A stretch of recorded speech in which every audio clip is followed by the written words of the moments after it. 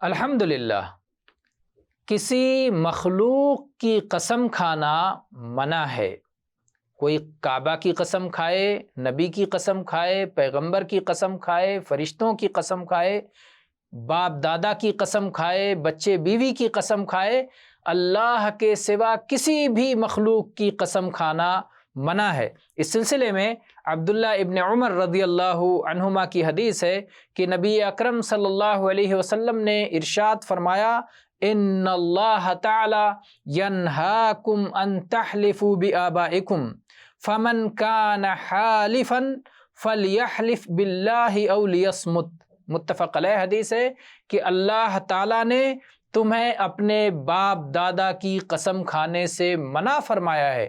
جس شخص کو قسم ہی کھانا ہو وہ اللہ کی قسم کھائے ورنہ خاموش رہے۔ اس معاملے میں بہت سارے لوگ غلطی کرتے ہیں، اپنے بچوں کی، بیوی کی، باپ دادا کی قسمیں کھاتے ہیں، کعبہ کی یا پیغمبر کی قسمیں کھاتے ہیں۔ ایسا کرنا حرام ہے، ممنوع ہے۔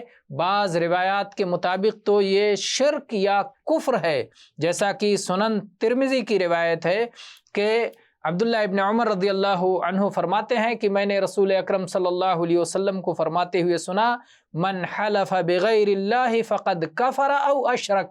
جو شخص اللہ کو چھوڑ کر کسی اور کے نام کی قسم کھائے، یعنی کسی مخلوق کی قسم کھائے، تو اس نے کفر کیا یا شرک کیا۔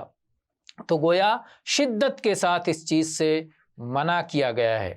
واللہ اعلم والحمد للہ رب العالمین۔